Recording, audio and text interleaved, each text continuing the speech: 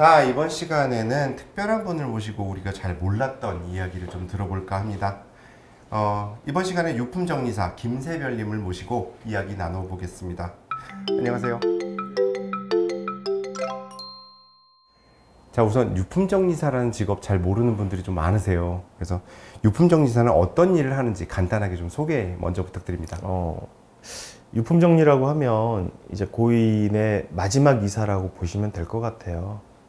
그러면서 저희가 이제 이삿짐을 나르는 일이라고 생각하시면 되는데, 뭐 이제 일을 하다 보면 고인이 생전에 뭐 정감 있게 사용하시던 그런 유품들이 있으세요. 그래서 정서적인 유품들, 그리고 현금 가치가 있는 유품들을 찾아서 유가족분들에게 전달해드리고, 나머지 유품들은 필요한 물건들이 있으면 배송을 해드린다든지, 아니면 어려운 곳에 기탁을 해드린다든지, 그리고 폐기까지 해드리는 종합적인 부분을 유품정리라고 설명드릴 수 있을 것 같아요. 그럼 이제 유품정리를 시작한 지는 어느 정도 시간이 되셨을까요? 지금 올해 횟수로 18년째 하고 있습니다. 저는 장례지도사로 근무를 했었거든요. 장례지도사로 근무를 했는데, 하루는 장례를 치르고 나가셨던 유가족분이 장례식장에 찾아오셨어요. 그래서 홀로 아버님을 모시고 사셨던 따님이셨는데, 퇴근하고 집에 돌아와 보니까 아버지가 각혈을 많이 하고 돌아가신 거예요. 각혈 아시잖아요. 피를 토하는 거.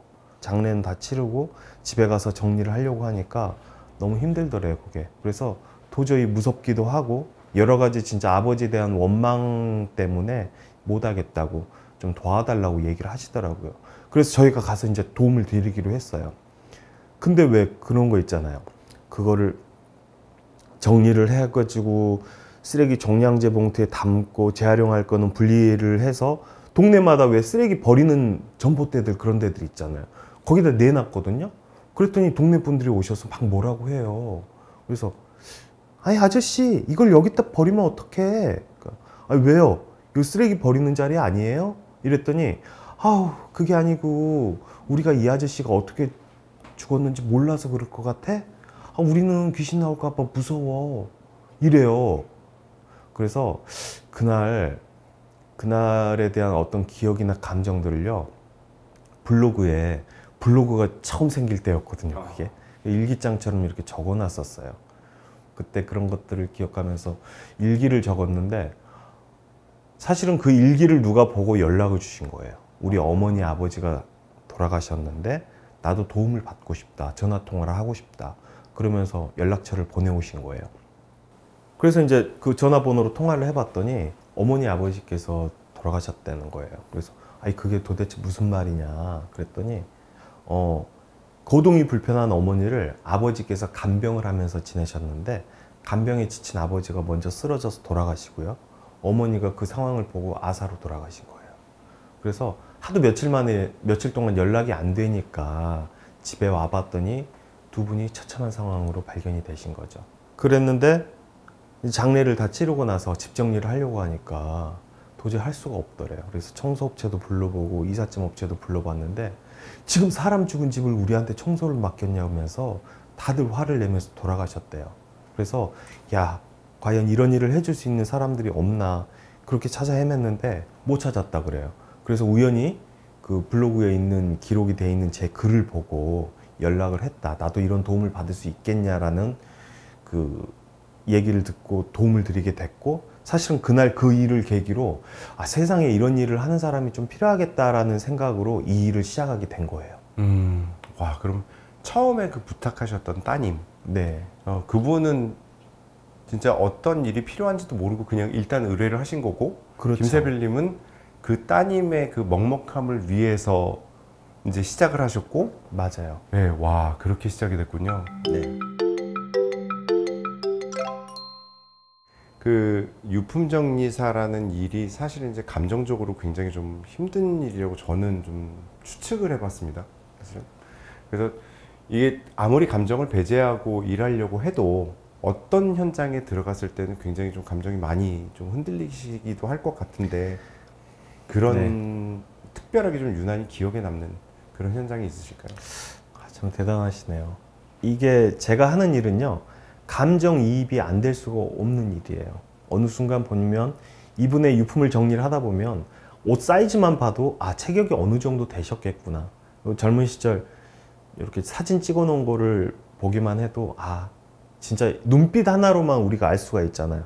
아, 어떤 꿈과 패기가 엿보이는 그런 사진들, 그리고 전체적인 것들 막 메모장들이라든지 젊은 시절 적어놨던 이력서들 여러 가지들을 보면요, 그분의 인생에 대해서 대부분 알고 나와요.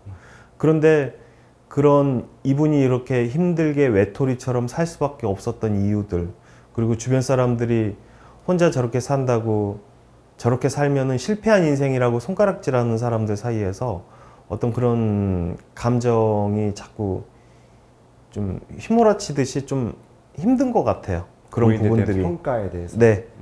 그래서 내가 이분의 유품을 정리를 하는데 내가 이분 편을 들어주지 않으면 누가 들어주겠나라는 생각이 들어서 이분 입장에서만 생각을 하다 보니까 그런 감정들이 더 큰 것 같아요. 그러니까 한 가지 예를 들어서 말씀드리면요, 어떤 일이 있었냐면 현장에 도착을 했는데 동네 분들이 나오셔서 자꾸 뭐라고 해요. 그분이 돌아가신 집은 4층이었는데 3층, 2층, 1층에 사시는 분들 나오셔서 뭐라고 해요. 아, 우린 너무 힘들어 죽겠대. 냄새도 냄새지만 이 벌레 때문에 힘들어 죽겠대요. 그래서 아, 빨리 좀 해달라고. 그래서 아, 너무 걱정하지 마십시오. 저희가 오늘 열심히 해서 할 테니까. 그러니까 저쪽에서 뭐라고 그러냐면 아우, 이 아저씨가 죽어서까지 우리를 이렇게 괴롭힌다고. 그래서 아, 그런 말이 어디 있어요. 뭘 또 그래요? 그랬더니 아유, 아저씨 모르는 소리 하지 말라고. 이 아저씨를 먹은 구더기가 우리 집까지 와가지고 이렇게 우리를 힘들게 하는데 이게 괴롭히는 게 아니면 뭐겠냐고 도대체. 그러면서 제가 그분의 유품을 정리를 하다 보니까 그 이유가 밝혀졌어요. 젊은 시절에 그 월남전에 참전했던 참전 군인이셨는데 그 당시에 어떤 마을에서 그 뭐 코리아 만세, 미군 만세 그러면서 좀 식사 대접을 해준 모양이에요. 쉬었다 가라고, 고맙다고. 그랬는데 그날 그렇게 그 파티 아닌 그런 축제 같은 거를 벌리고 나서 그날 전 부대원을 잃었대요. 속아가지고. 그런 상황이었다는 거예요. 그러다 보니까 사람을 그 이후로 못 믿었던 거예요. 사실은 그런 분들이요, 우리 옛날에 아버지들의 자화상이에요. 결국은 왜 혼자 지낼 수밖에 없냐면요, 너무 가부장적인 사람이에요. 그래서 그분이 돌아가셨을 때도 장례조차도 안 치러드리고 우리 아버지라고 손절하고 돌아서는 세상이에요.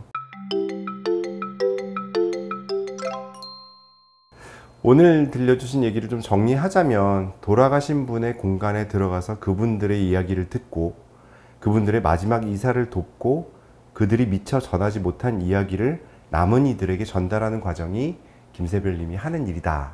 이렇게 정리하면 될까요? 그렇게까지. 네, 감사합니다. 네.